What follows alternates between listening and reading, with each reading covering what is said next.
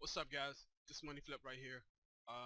This is about CNBC being the #1 stock pumper out there, but more so how CNBC can affect the move of a stock, especially when it's mainstream. So it is November the 5th.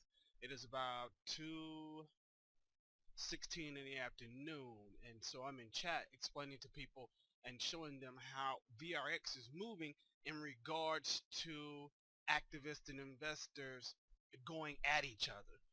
And I say this because CNBC has a lot of people on there who are also, quote unquote, in my view, pumping stocks that they have an interest in, whether it be to the long side or to the downside.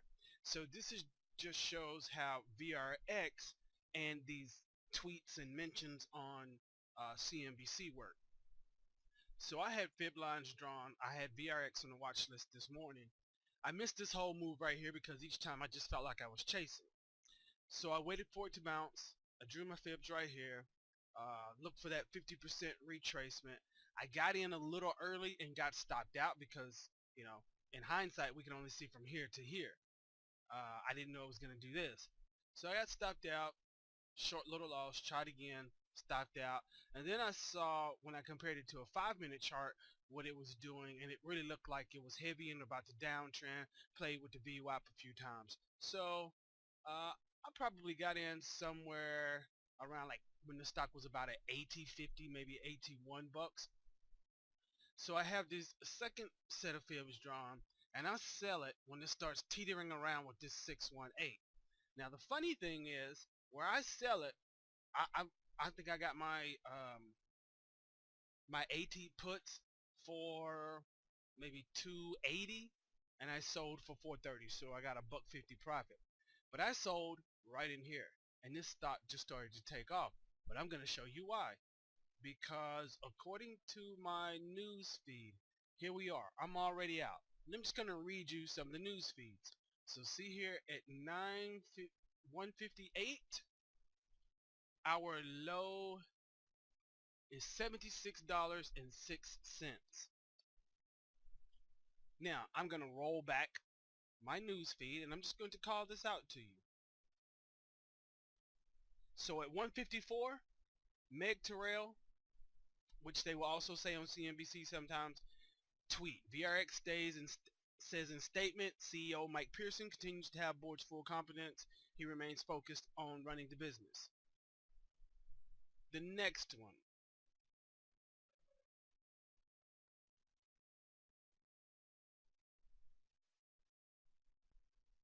Next tweet. 1:58 p.m. Meg Terrell at Meg Terrell talking VRX coming up on Power Lunch on CNBC. That's at 1:58. So if we go back here and look at 1:58, well, let's just look at 1:40. I'm sorry, at 2 o'clock. So I have my clock in 24-hour time. At 2 o'clock, here comes all this pumping. And we just pushed the stock from basically that 76.50 level all the way on up to 81. And then pretty much tops out at 82.50. My gosh, that's a $6 move, okay, on a stock that's not even $100. So to have that type of move, a lot of people made some money right there. A lot of people lost some money right there. But that just goes to show that CNBC, as I like to jokingly say, is the biggest pumper out there. What else? At 2:01 p.m., VRX is being talked about on CNBC. Next, 2:06. Newsfeed. Valiant CEO has been meeting physicians, stakeholders, and partners. At 2:07, Valiant says company well positioned for growth. Okay. 2:12, more talk on VRX. 2:12 p.m. Scott Wapner on VRX. 2:13, Ackman out in support of Pearson. Okay. Look at this.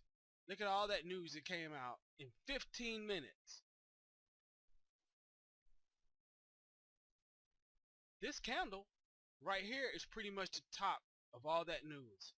So 82.44 at, that's a 2-minute chart, so at the most 14 I mean, 2:12 to 2:14 p.m. in the afternoon. Just goes to show you what CNBC could do. I was just talking about that in chat at watchimtrade.com with some other guys in the chat just to show what happens. We always talk about getting rid of the noise, but when you are trading intraday or scalping some of these highly volatile stocks, sometimes that noise, depending on where it's coming from, can give you an edge on when to enter or when to get out. That's it. Just thought I'd share that with you guys. Money Flip signing out. Peace.